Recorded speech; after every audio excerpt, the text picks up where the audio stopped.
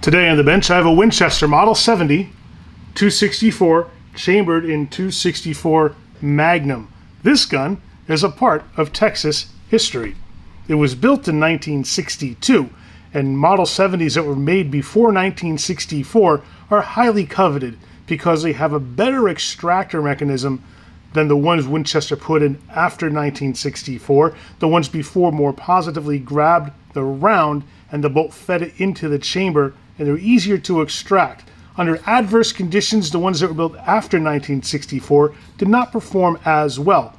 As a result, the earlier ones are the ones that were coveted by sportsmen and hunters alike because of their reliability. Now, the reason why this is part of Texas history is because it is owned by a person whose grandfather owned the gun, and he is an ancestor of a gentleman named George P. Zimpelman, who came to Texas from Germany in 1876 and owned some land out in West Texas. And he came here when there was what was referred to as the El Paso Salt War of 1877. And it's documented in this book called Salt Warriors by Paul Coyle. And George Zimpelman plays prominently in the book because not only was he the Travis County Sheriff, but he was also a claimant to the land under dispute. And it's all documented in this book.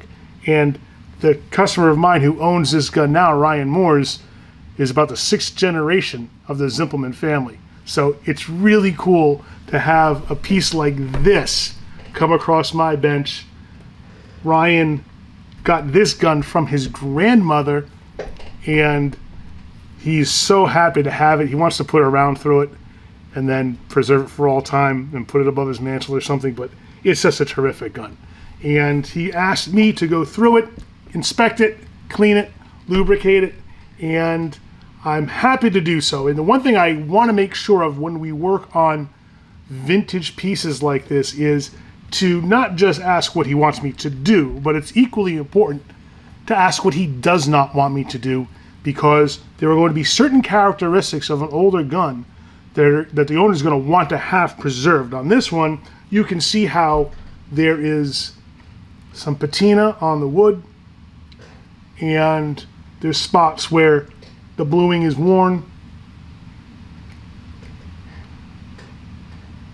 And when I asked Ryan to go down the list with me of things that he wants me to do and not do, he said that he wanted me to go over all the metal, remove any rust, make sure that everything's functional and well lubricated, but not to touch anything on the wood. And I think that's a terrific way to go about it, because it's the wood and the wear that carries the character of this gun.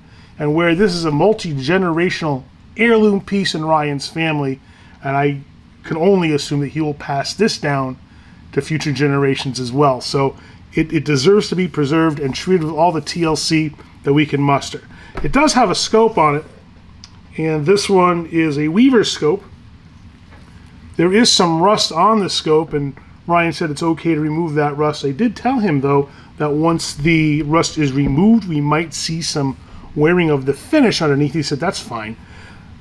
There is no real rust that I can see on the rest of the metal pieces on here, and if there is, we'll remove it too, but we're going to go about that very gently. And removing the rust on something like this we can do with quadruple zero steel wool and some solvent, and then we're going to go over all the internals and make sure everything works right. So the disassembly is going to be a little tricky on this because I'm not quite sure how it's done, but I have a clue when I look at the bottom and see that there's some screws in place holding,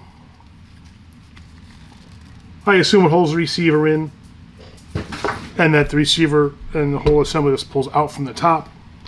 So we will first start by removing the scope, then we're going to remove all the metal work, set the wood aside, and then get to work on the metal. The scope mount has thumb turns on it, but they're on too tight for me to turn it with my fingers, so I'm going to have to use a tool. And when I do that, anytime I risk metal coming in contact with metal, then I can damage the finish. So I'm going to wrap this in 2 layers of painter's tape to add some cushion to it, and then I take a smooth jaw pair of pliers that should very gently grab that thumb turn. And we're not going to use more pressure than we need, but we want to use enough that we don't slip.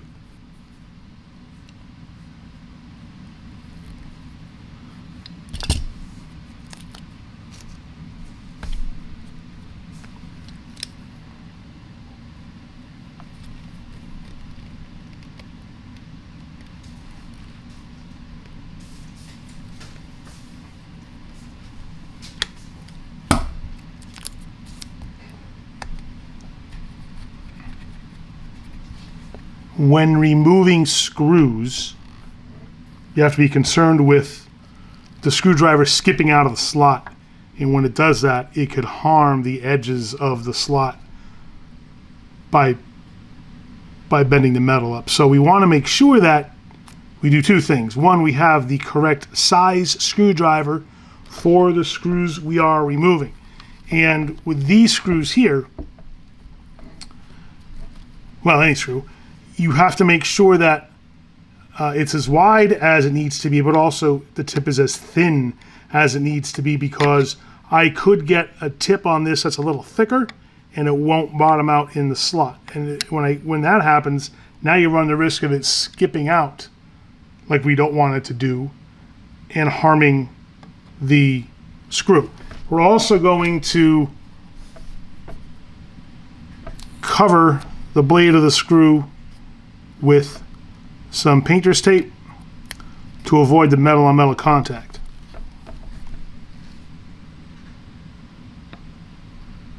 And you also want to make sure that after you put the tape on, the tape isn't so thick that it takes up extra room and you can't insert the screwdriver blade all the way.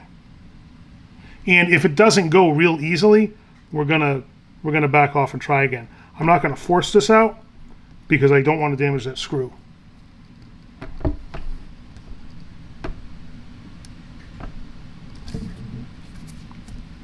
So you have to apply the proper amount of force downward to make sure that your screw doesn't skip out, while applying the right amount of torque to it. It gets a little tricky. You know, just something simple like removing a screw has to be done with a lot of care and planning. You can't just go headlong into doing this without thinking it through first.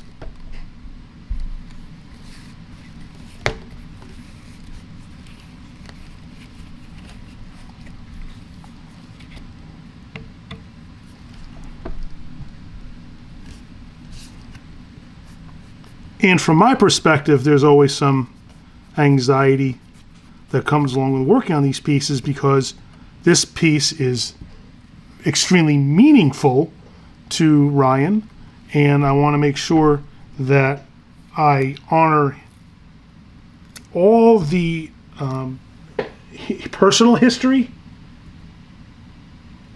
all the emotion, and the sentimentality that he has in this gun. You have to be very careful of things like that when you do this kind of work. So if you're looking to getting into gunsmithing, always be conscientious of the significant sentimental value and personal histories that firearms have. And honor that and make sure that you treat them right.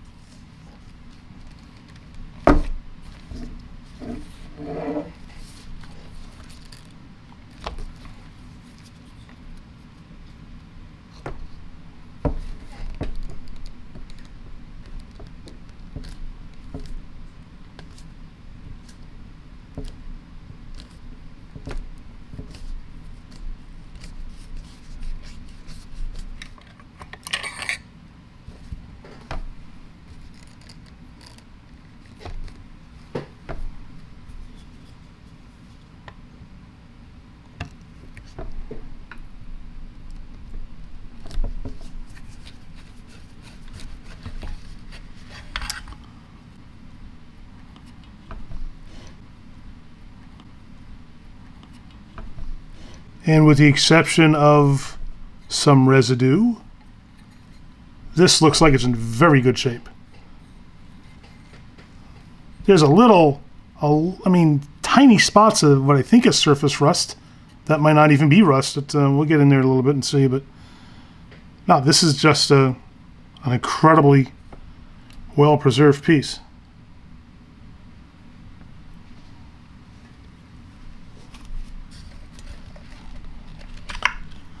And then the trigger guard comes off, and that is also fairly free of corrosion. A little buildup of some dust there, but also looks very clean. Excellent. Ryan did ask me to pay some attention to the sling, and there's these brass rivets on here that have some green corrosion on them, so we'll look at those a little bit later and clean those up. In the meantime, we're going to take the woodwork and set them aside. It's going to be a little difficult to show this to you, but if you could see down the barrel, and you can see how on a long barrel like this, the end is such a long way away. It's a tiny little dot of light way at the end there. This barrel is pretty dirty, so we're going to spend some extra time getting all the buildup out of here, and we're going to let that sit with some solvent in it while we work on the rest of it. So we're going to take our bore rod, our Hoppies 9, and we're going to let that get to work.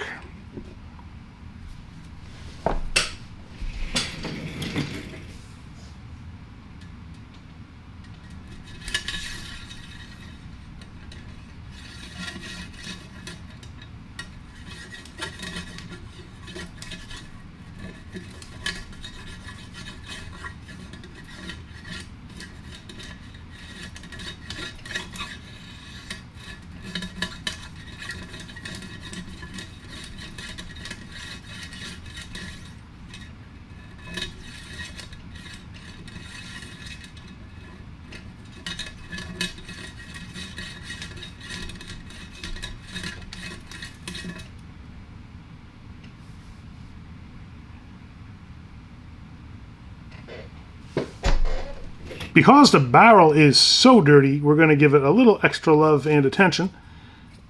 So after sending the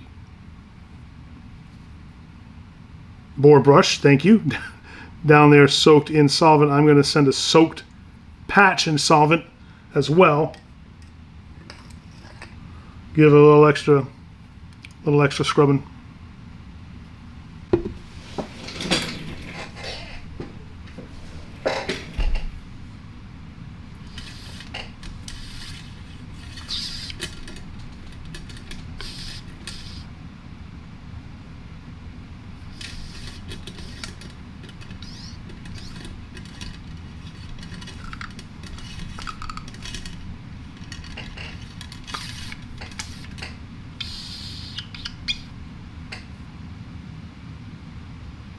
All right, that's round one for the barrel.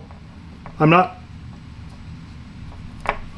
at all thinking that that's going to be the last time we got to send some solvent down there. So we'll let the solvent stay in there, do some work, and then we'll proceed with the rest of the setup here. When we look at the outside of the barrel, there's not much rust on here at all. So I'm not going to scrub this too much, but I will look at little things like the serrations up here by the front sight. If I can get this to focus for you. Come on, focus, please. Come on. There we are. You can see there's some discoloration and some surface rust there. So we're going to spend some extra time with that. But the barrel itself looks really good. Down here by the receiver, there's some dirt and buildup, so we'll get to work on that and give everything the once over. A tool that is absolutely indispensable to gun cleaning is this little guy called a spudger, S-P-U-D-G-E-R. It's a soft plastic tool with a very pointy tip on one end with a flat blade on the other, and this is perfect for getting in all kinds of angles and corners of a gun. It's terrific for working out rust, debris, and getting in places where things like a brush, which is round, would never fit in a corner, or something like a patch, which also isn't, well, it's not rigid, so you're not going to be able to get in corners, but you can do things like put a patch over the end of the spudger and use that. Terrific little tool. I couldn't do effective gun cleaning without this. So we're going to use this on the serrations up front by the on the sight.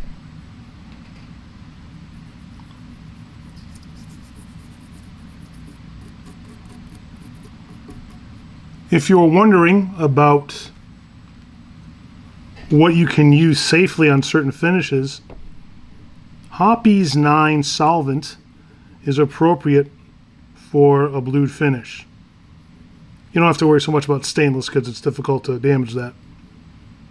But blued finishes can be damaged because the bluing is created by a chemical reaction, and you can tell over time it can wear and you can get thin spots. You can get things re-blued, but that's expensive. If you use an acid-based cleaner or anti-corrosion agent like vinegar or anything that has acid in it, it is going to remove the bluing. So do not use it on a blued finish.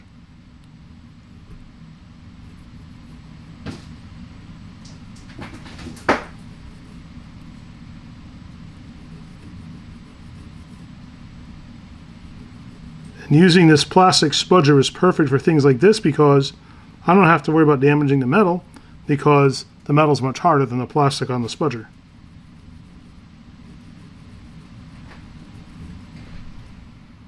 And there you can see how effective Hoppy's 9 is with a spudger at removing rust and discoloration from those little serrations. That came up pretty good.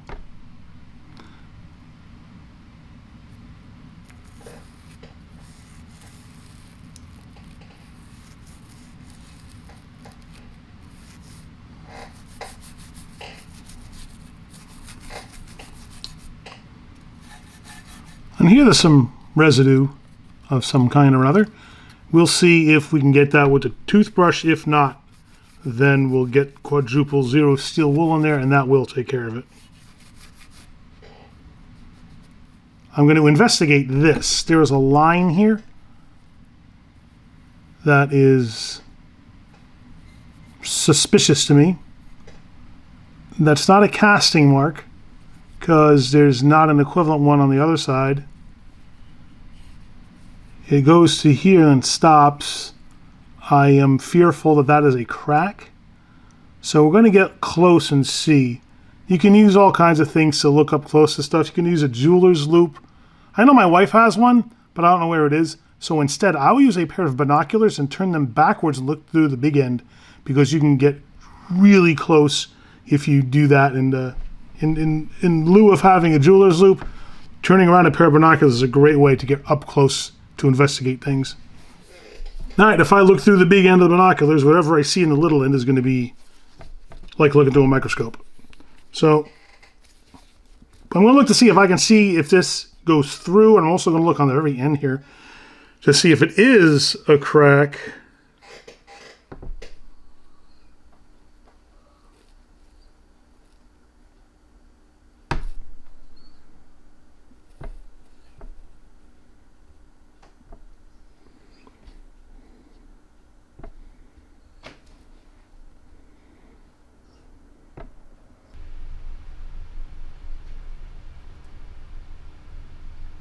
After inspecting that as closely as I could, I am confident it is not a crack. It's probably a casting mark. It just is strange for a casting mark. I would expect to see something a little more regularly shaped that didn't look like a crack. When I looked real close, it actually looked like a bead of welding material, but I doubt that was ever cracked and welded. It also doesn't really look like something a welder would do because I would expect to see a larger bead from a weld on that. No matter what, because it's such a narrow band. So it's kind of weird. Looks like a welding bead. Doesn't look like a casting mark, but it's not a crack. So I will write that up on my work notes for my customer to let him know this is what I found. But I'm pretty sure that it's fine either way. So let's just continue with the cleanup.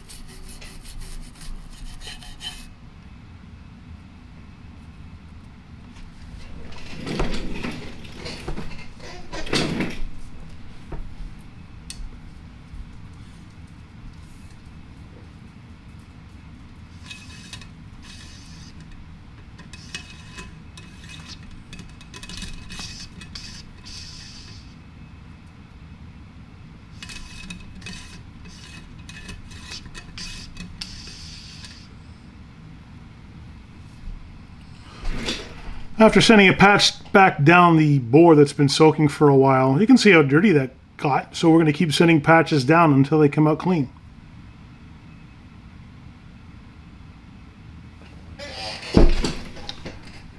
It's rather clean, which surprised me considering how much buildup there was.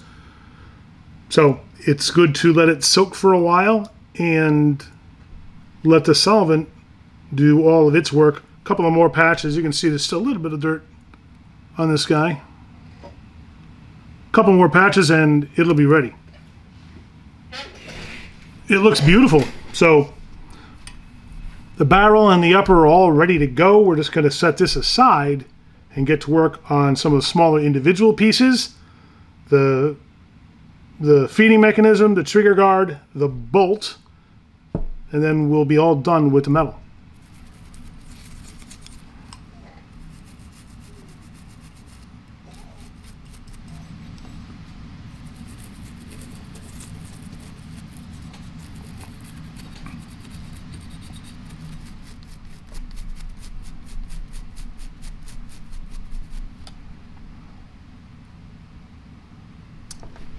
This is a little plate that goes under the trigger guard.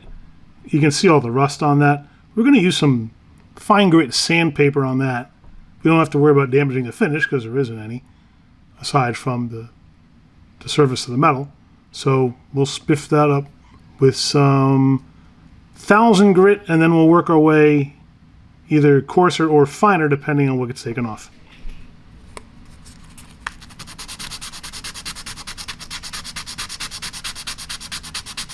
And that's doing a good job, so we're going to keep at it. You can see the difference between here and here, where I haven't touched that yet, and the other side. All the rust is gone. Let's polish it up.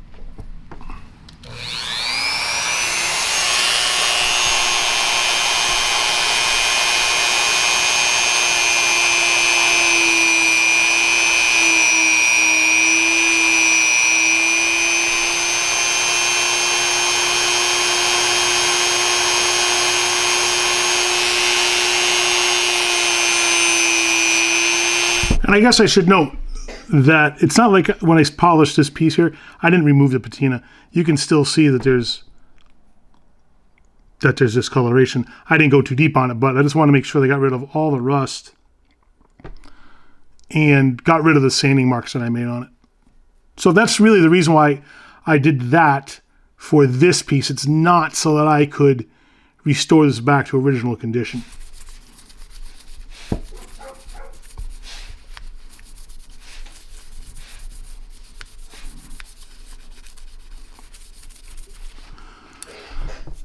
Now the bolt has some discoloration on it and some wear marks. I am not going to do a complete polish on this because you can see this, and part of the character of the gun is the wear marks and the patina. So I'm going to leave that as is. But we'll clean up any gunk that's on there. And I also noticed that someone has engraved the serial number on the bolt. I don't know if you can see it too good in the light. You can kind of see the numbers here. They're engraved on there. I don't know if that was like that out of the factory or if maybe somebody did some work on this in the past and took the bolt out and wanted to put the serial number on it so they could match it back up with the gun. I don't know. That's very interesting. I don't want to mess that up either, so that's part of the character of the gun.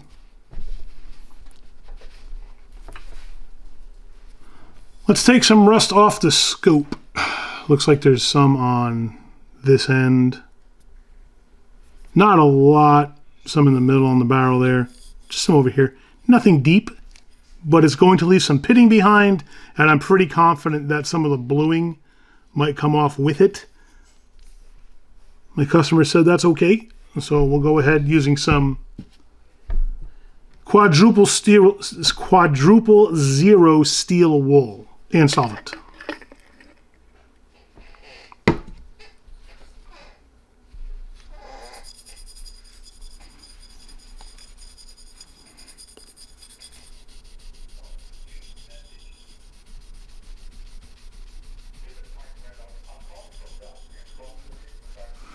There's a buildup here on the end that seems to be more than the steel wool can handle.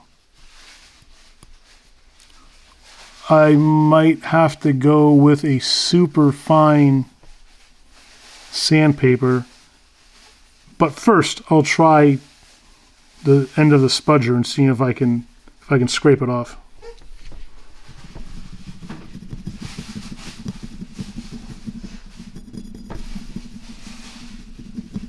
There's still something built up there. That's odd.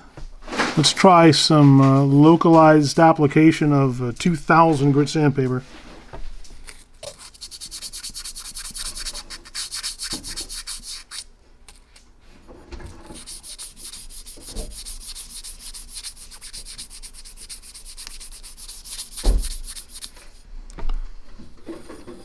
That did it.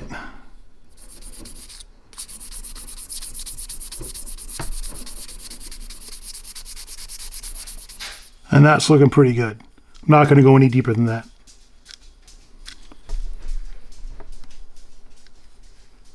We'll do the same thing to this end. The optics on here are also pretty dirty. You can see a lot of buildup on the inside where the glass is. And the same on the other side.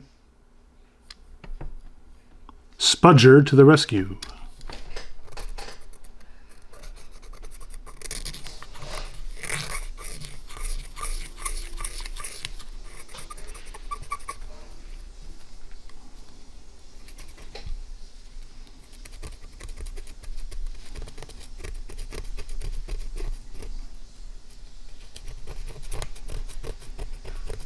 When it comes to cleaning something like that, I could disassemble this. You can take this outer ring off. But disassembly beyond field stripping for a cleaning is not something that I normally do. There would be an extra charge for additional disassembly. So you can see how in the corner there's still some dirt in there, that light brown ring. But the majority of it's gone off the inside face of the ring, and I'll polish up the glass. Let's see if we can knock off that green corrosion from those rivets on the sling.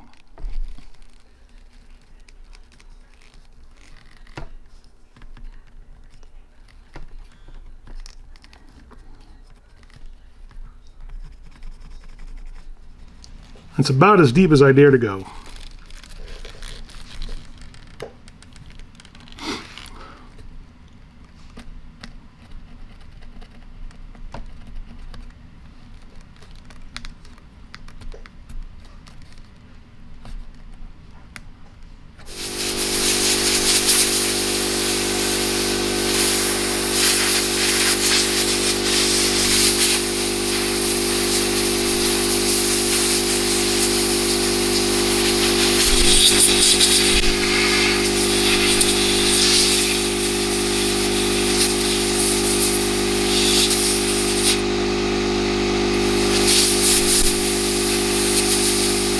I did a couple of things off camera, not to bore you with it. I put glass cleaner on the lenses to the scope. It does look like the rear lens is fogged. It seems to be a permanent thing, so I'll note that. You can still see through it, but it's not optimal. I think that's all I did off camera. Everything else you just saw me do. We have a clean, dry towel that we're going to be working on. I have cleaned my hands, and we have a lint-free t-shirt we're going to use to do a final wipe down and polishing as we put it all back together again. As we go, I'm just going to lubricate a couple of points on it. There's a few springs and pivots that will lubricate. Except for the bolt, there's no metal on metal sliding contact points. So this will be pretty quick. The easiest way, I think, to lubricate the parts we're going to need to is to use a spray can.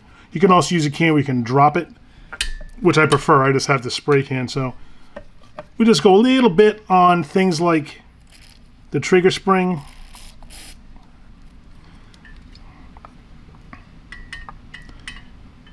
and the hammer pivot.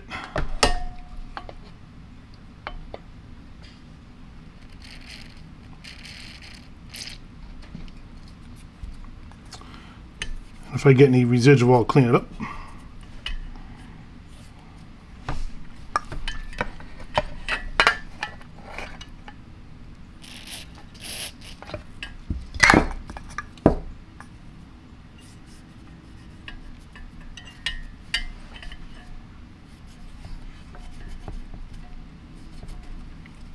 That's really about it. Now we'll put the barrel back on the stock.